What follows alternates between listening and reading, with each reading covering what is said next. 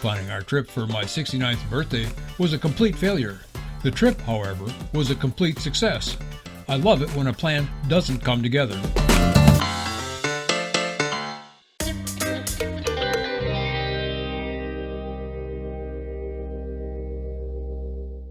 I'd spent a month planning our camping trip for my birthday in November. I chose a campground near where I wanted to mountain bike, but that campground closed as of November 1st. I found a campground across the border in Illinois. Not as good a location, but workable.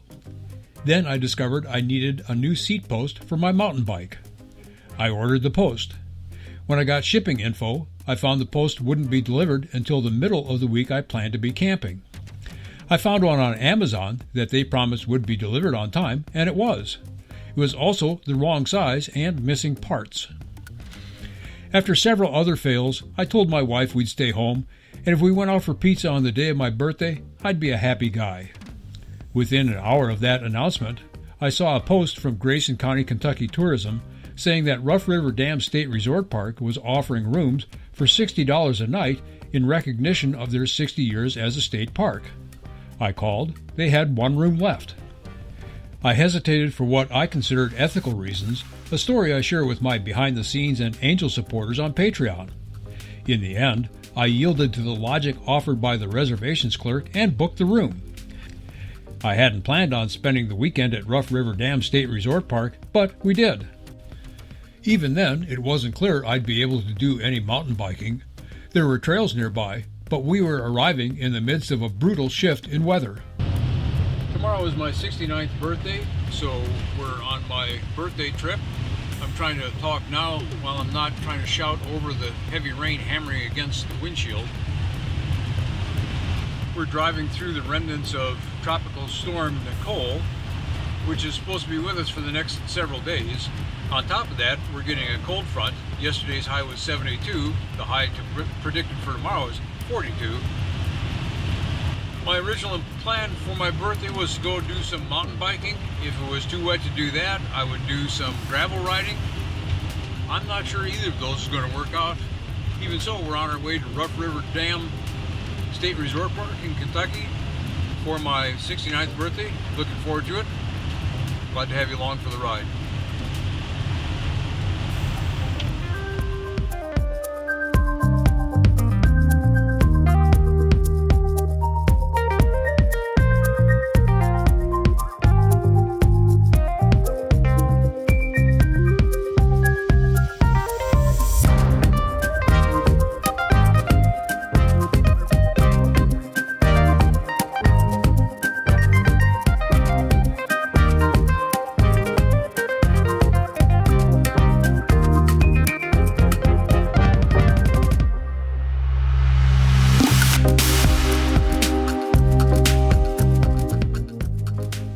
We arrived at the lodge without incident.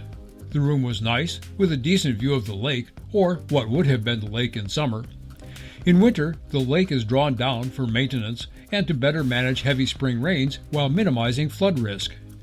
We hadn't planned on using the lake anyway, so aside from a loss of scenic quality, there was no real effect on our trip. We hiked the Lake Ridge Trail in the park. It was a little under 2 miles out and back.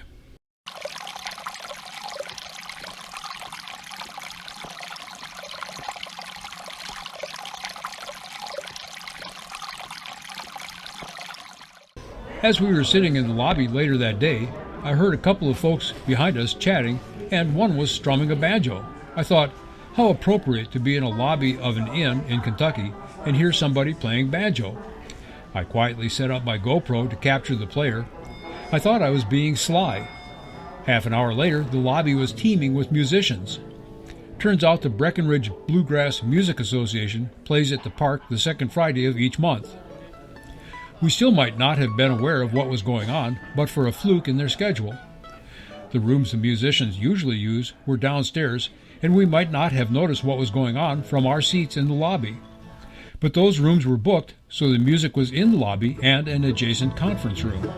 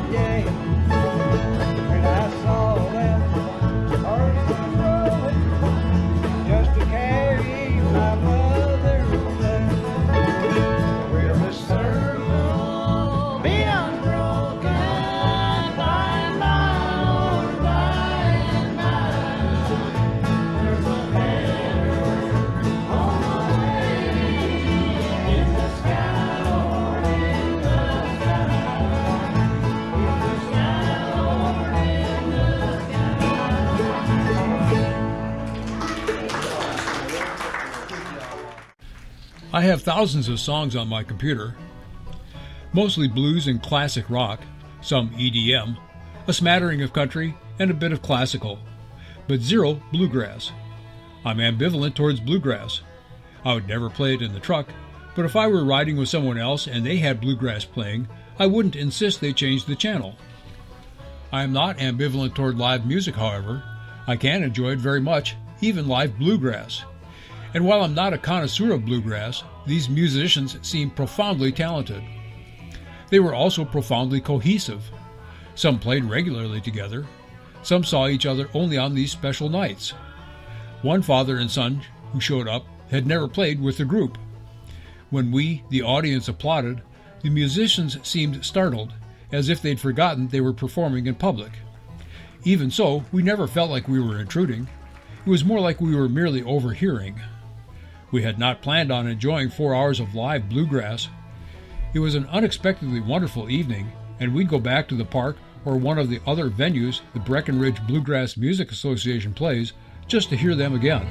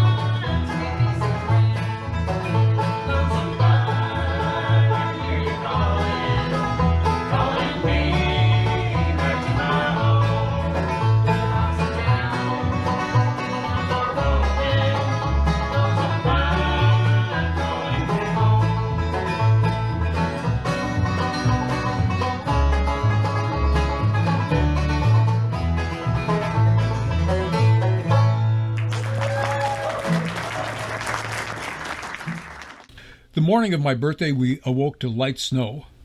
We enjoyed a leisurely breakfast and just relaxed afterwards. For lunch, we asked the desk clerk where she recommended. She suggested Little Dave's. We drove by and the place was packed, mostly with hunters, so we drove on to Leitchfield.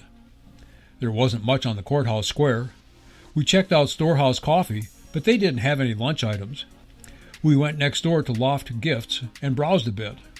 The owner suggested we try Farmer's Feed Mill Restaurant, which we did. We enjoyed some of the best food we've had in a long time, and possibly the best service we've ever had anywhere. Our server, Tabitha, was like an old friend within 5 minutes of when we sat down. We hadn't planned on an exceptional birthday lunch for me in Litchfield, Kentucky, yet that's exactly what we got. That afternoon, we hiked the trail at the Army Corps of Engineer office right next to the dam. A local landowner had donated a cabin to the Corps years ago, and Corps staff reassembled the cabin just behind their office.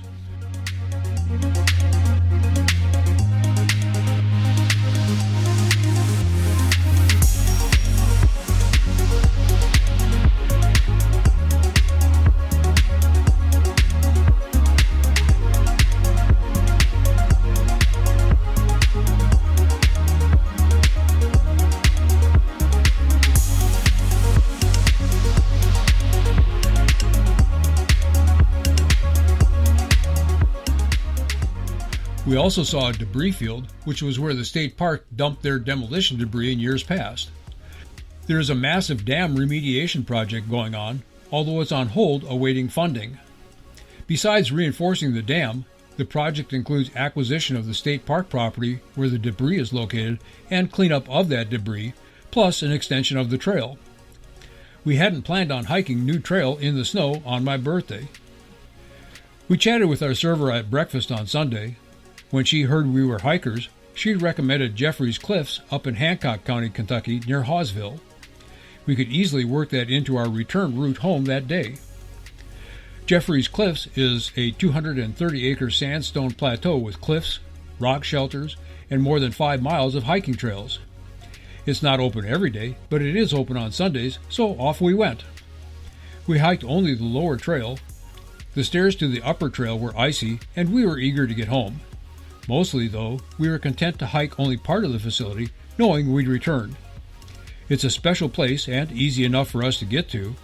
Having been here once, we are planning to go back, but we had no plans to visit Jeffrey's Cliffs in the first place.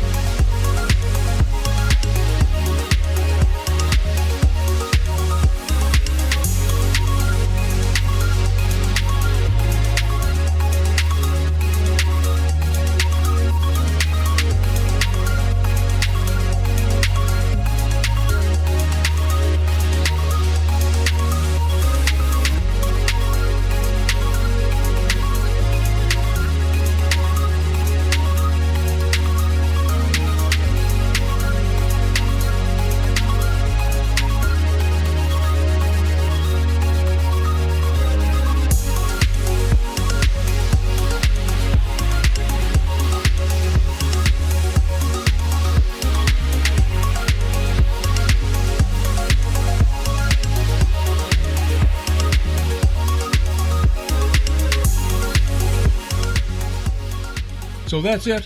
For my birthday trip, all my planning failed, yet it was a great trip that was made great mostly by the wonderful hospitality of the wonderful people of Grayson County, Kentucky.